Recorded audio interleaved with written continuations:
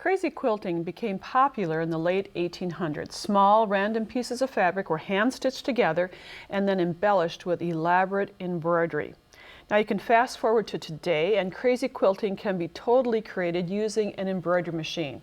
Eileen Roche, embroidery expert, has mastered this technique. Welcome back to Sewing with Nancy, Eileen. Nancy, it's great to be here today. If you have scraps of fabric, thread, and an embroidery machine, you can immediately become a crazy quilting expert. Wondering how? All the patches, stitches, and elegant embroidery is programmed right into the designs. This process is extremely gratifying. Today's crazy quilting with your embroidery machine, that's what's next on Sewing with Nancy. Sewing with Nancy, TV's longest-airing sewing and quilting program with Nancy Zieman, is made possible by Baby Lock, a complete line of sewing, quilting, and embroidery machines and sergers. Baby Lock, for the love of sewing. Madeira, specializing in embroidery, quilting, and special effect threads, because creativity is never black and white. Koala Studios, fine sewing furniture custom built in America. Clover, making a difference in sewing, quilting, crafting, and needle arts for over 30 years. Amazing designs and Class A needles. Before embarking on today's crazy quilting, Eileen, let's share with our viewers the traditional crazy quilting. And this is a treasure in my house made by my great-grandmother Alice Lee Larson. And you can see the date. She was Norwegian, maybe didn't spell August quite right, but we have a beautiful date. There are silks, twills, cottons, wool, all hand-stitched. And I just adore some of these crazy embroideries. And she uses a variety of threads. She's actually using yarn and some cotton, and I imagine if we looked closely there might be some silk thread in here. Yes. Unfortunately, some of the patches have seen their better day, but with that you can tell that she stitched on a foundation. This was an old damask tablecloth. Look and you can see the weave of the fabric come through. The silk has again, is through the test of time, has not quite worn well. It's almost 100 years old. It is. It's very precious. Her daughter, Viola Larson, in 1973, this piece is dated, made crazy quilting again using the same techniques but with velour scraps. So it's a warm, loving fabric. And it's not finished, which allows us to go to the underside and see how it was crazy pieced together. Big, unmeasured, just kind of scraps of fabric. Build as you go. Yes, just kind of fascinating. You can see the variety of foundations. We're pointing out some similarities to yesterday's crazy quilting and today's crazy quilting, as you'll soon see. And let's just look at these. You just have to take time to admire some of this work.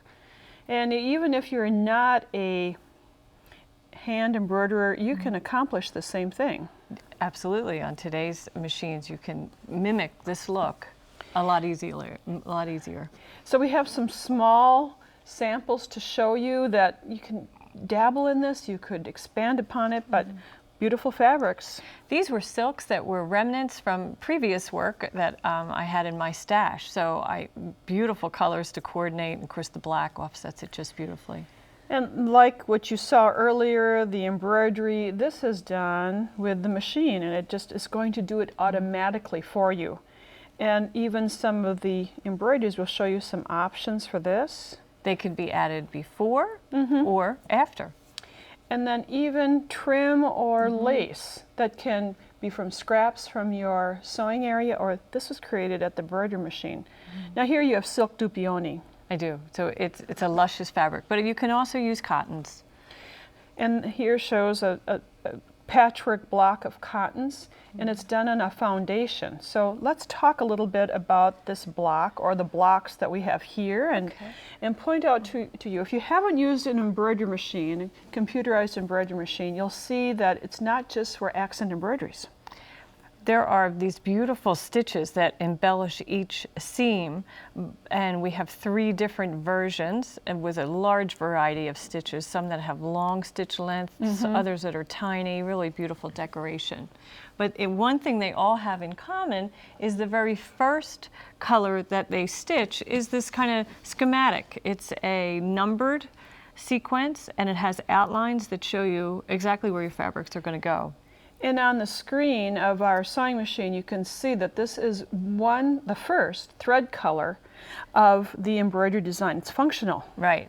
So I always suggest using a contrasting thread, unless you're doing all light fabrics on top. But, you know, it's easier to see when it's in a darker color. And instead of the foundation being an old tablecloth, this is a traditional embroidery stabilizer. Right. It's a poly mesh cutaway, and this one happens to be fusible, which helps in our flip and sew method. You can see the shine of the fusible.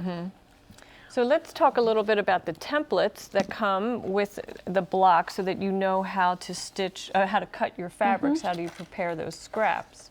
There's 2 ways to prepare your templates. You can do what we call window pane or paper doll style, where you actually cut right on the outline. Seam allowances have already been included in these, so that's good to know. If you're going to work on maybe a test scrap of embroidery that you already have in your stash, you would stitch that on regular stabilizer, pop it out of the hoop, and then place that window pane template over it, centering it, and then you could Trace if you wanted trace if you wanted, you know, with a removable marker or not, and then you'll know exactly what size it should be. Now Eileen has pre-cut these 5 swatches that are patches that are going to go on here, and you can see you don't have to get them exact. Oh no, and actually bigger is better because, you know, the flip and sew method can be a little tricky. So if you leave some room for error, then you won't have that many challenges when it comes time to piece them in the hoop. And you can see mine are really oversized, but that's okay because the scraps that you wind up with after this project are often usable for the next project. So let's go stitch this now. All crazy quilting is enhanced with embroidery, whether it's by machine or by hand. You need to choose your beautiful thread colors. I'm working with rayon thread in a multiple colors, more than this that I'm showing you. And in the bobbin for computerized embroidery, I'm using bobbin thread recommended by my sewing machine manufacturer. Lightweight. It's not the same weight as the rayon. Make sure you put in a new needle. It's so important. Don't you find, Eileen? Absolutely. You get a fresh start with a brand new needle. So we have our embroidery units attached to our sewing machine, and you have already stitched one of the designs as we showed you earlier. So I have color 1, which has all the numbers and the outlines of the different patches. I'm already on color 2, and you can see color 2 is an outline of my first patch. So it's time to lay that fabric right sides up over that outline. Lower the presser foot, and I'll keep my hands out of the needle way, but I will hold on to that patch just for a moment to get it started.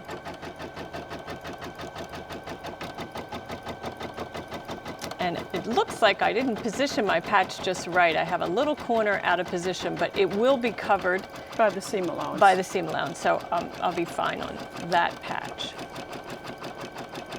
It's like paint by number because you have 2, 3, 4, 5 on that embroidery hoop, and you know where to go next. Absolutely, and it's so fun to watch it come alive.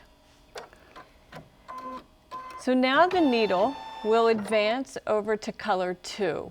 And color 2 is just another seam, and that's going to connect patch 1 and patch 2. So in the hoop, I will position my fabric. Now this time I position it right sides together, and I can lift the fabric beneath to make sure that my edge is going to be caught, and lower the presser foot, and again keeping my hands out of harm's way, way out by the perimeter of the hoop. I'll just guide the fabric so it can cover that seam. Now the fun part is next, Nancy. The revealing, or the unveiling, I should say.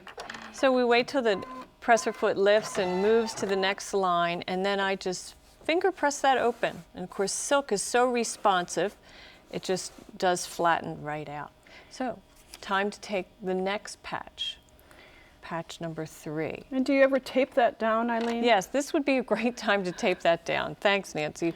So I keep the transparent tape out in the beyond the boundaries of the block, but you know, you really can even stitch on that transparent tape. Sure. No harm at all. So again, I'm lifting my seam allowance to make sure that my new edge is going to cover it.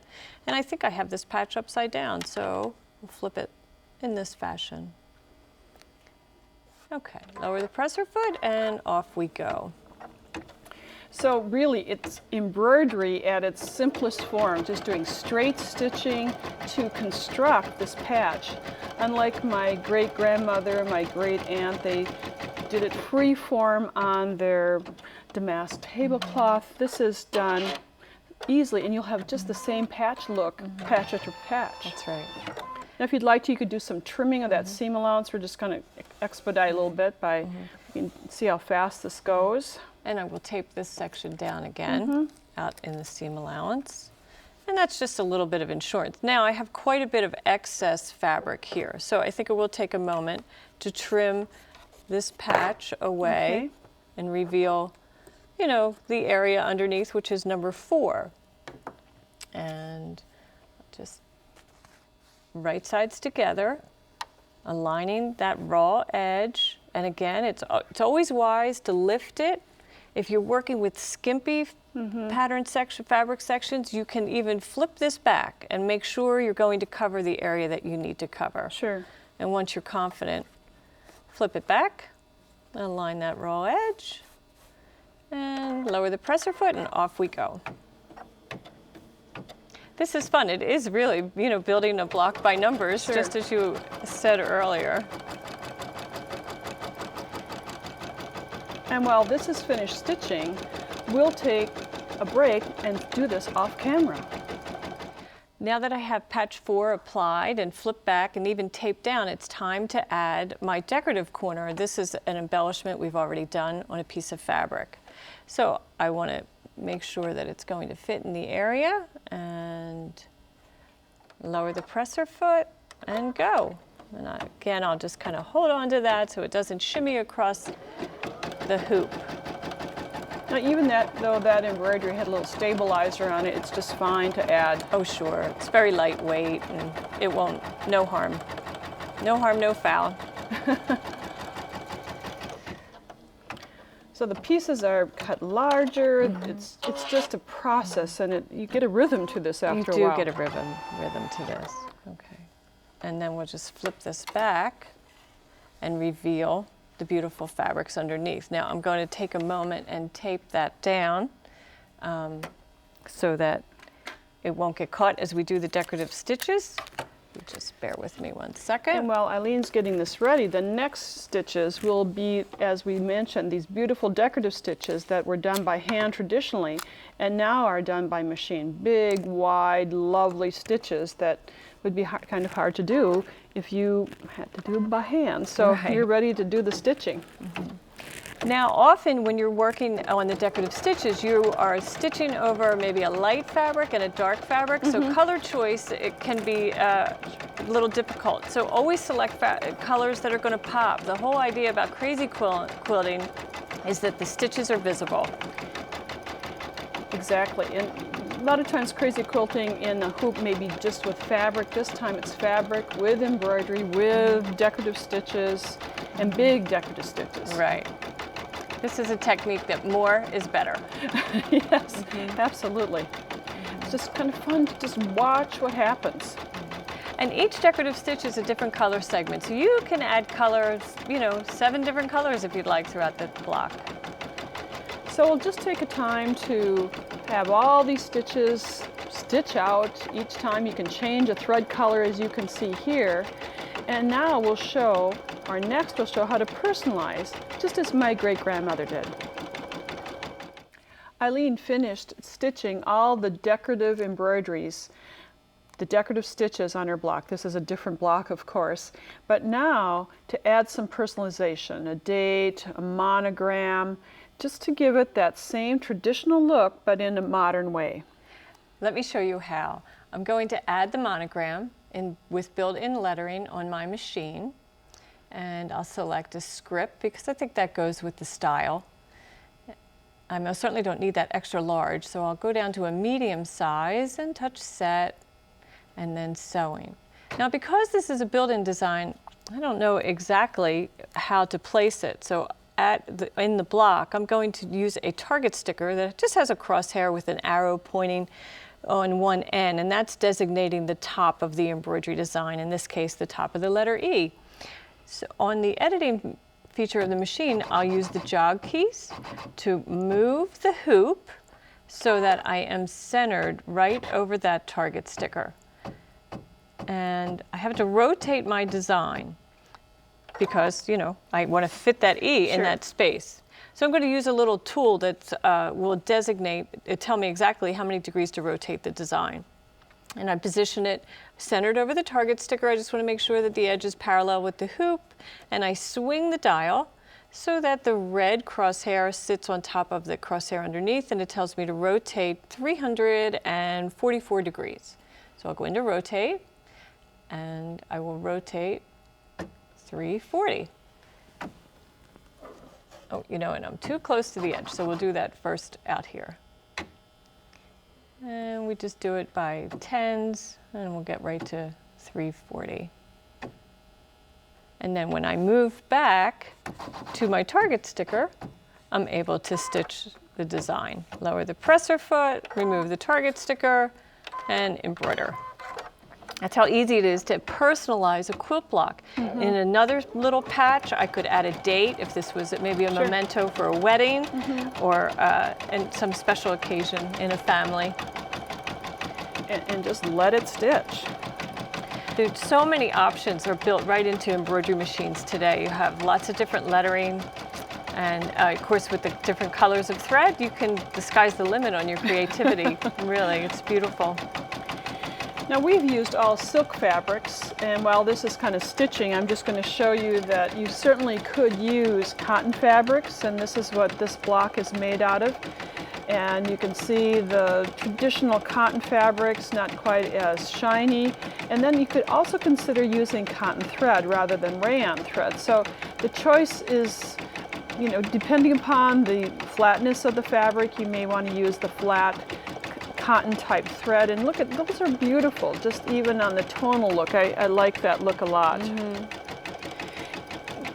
We're going to be doing some more embroidering, but while this is stitching, I'll just talk about when you're embroidering in a hoop and creating a block, the last stitch always happens to show, or some of the last stitches will give you a cutting line and a stitching line, so every block will be exact.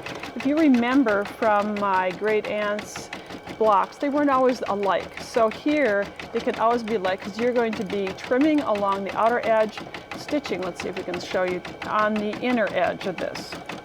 So you have exact lines to do the trim, and that's what I've done here. So no matter what, if this is your first time piecing a quilt, you're going to have it exact. If this is your first time embroidering, you're going to have it exact because this is a great transitional technique. And then when you go to piece, you actually just sew on that inner line. That's your seam line, so you don't have to be concerned about the seam allowance. So many, many embroidery in the hoop projects have those exact stitching lines. So the E is coming to a close, isn't it? Yes, it's just about done. So once it's complete, I want to add some decorative flowers in another patch. And here you can use the traditional template. And just in closing, Eileen, if you can show, if you're familiar with embroidery, you know about templates, and you can just kind of show where that is. So a template is a printed image of your embroidery design that really any software that you have, you just go to File, Print, and you can also stitch them out, but it's easiest to use software. It has an arrowhead designating the top of the embroidery design, and then you just position it in the area where you want the design to stitch out. If it's square to the hoop, you wouldn't have to rotate it, but if not, you could use a tool to determine how many degrees to rotate the design. So you can see personalization is very evident and very possible with crazy quilting.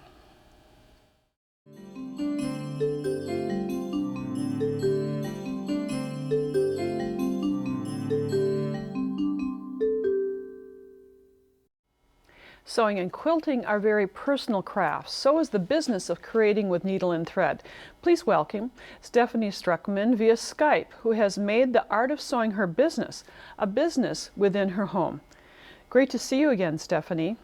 You too. Thank you for having me. I'm so excited. I'm glad to interview you and tell our viewers your business experience of setting up a sewing studio, a learning lab within your home. When did you start, Stephanie? I started 5 years ago. I started teaching sewing lessons probably 6 or 7 years ago when I worked for a small sewing machine shop, and one of the managers suggested that I start teaching, and I took her up on it right away. And then the machine shop, probably within a year or two, announced that they were closing. And they were very grateful to allow me to email their community group that they had kind of built up. So I'm just letting people know that I still want to teach sewing classes, and if anybody was interested, please let me know. And so I started an email list, and I told them I was getting married and I was graduating, and I still wanted to teach sewing lessons. And so I talked to my then fiance about doing that after we got married, and he said, yeah, definitely. And so as they were closing, I purchased a couple of student machines, and we talked about, originally it was in one room and just wasn't working out. It was right in front when people walked in the door, and I kind of wanted, the house to be more homey. Sure. So I talked him into moving it into it's our living room with a fireplace in it. Well, I like the fireplace as a thread rack. That's very clever of you. Yeah, it was a nice flat space to kind of keep it out of the way and make it pretty. So how many machines do you have set up in your sewing studio? I have 3 main ones. I try to keep my classes, if it's not a private lesson, try to keep them to 2 to 4 students. The classroom I originally had it in could fit 6 students, so I had about 6 machines that I could kind of rotate through.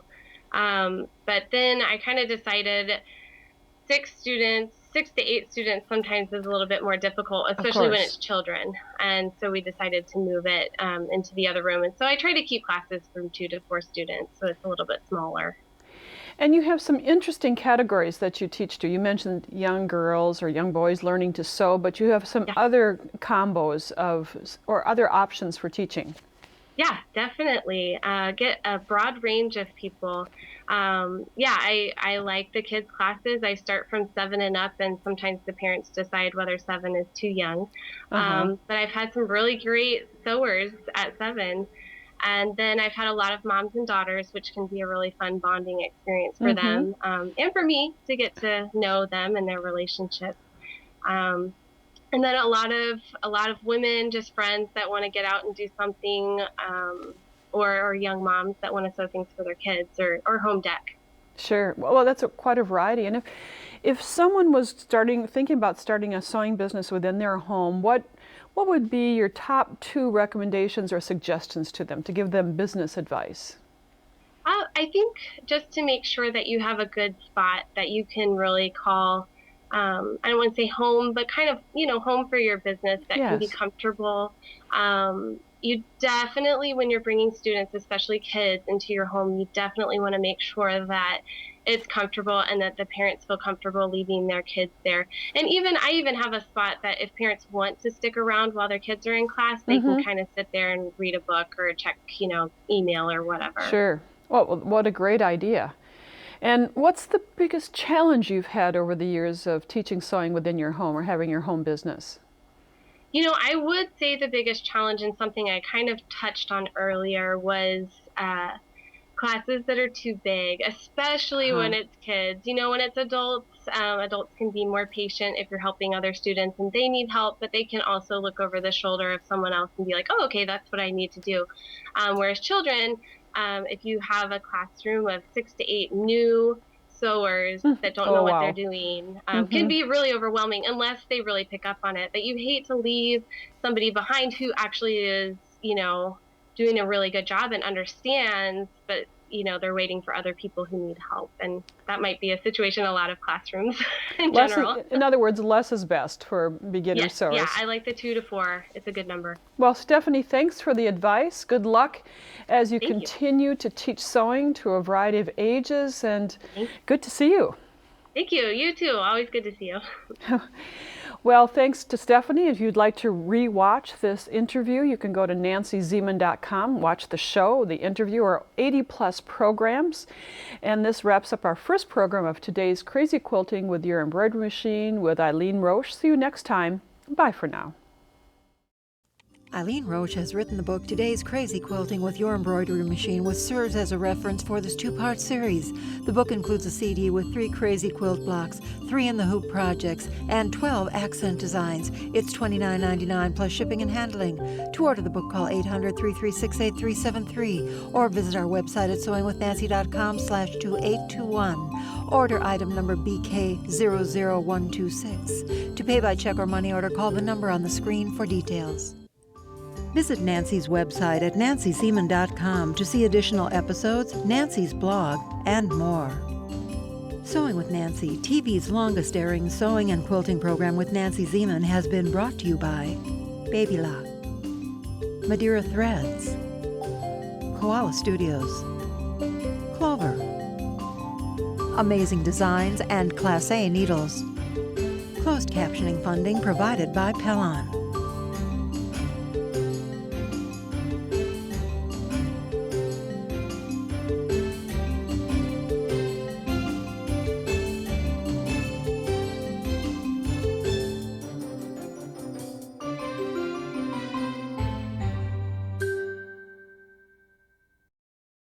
Sewing with Nancy is a co-production of Nancy Zieman Productions and Wisconsin Public Television.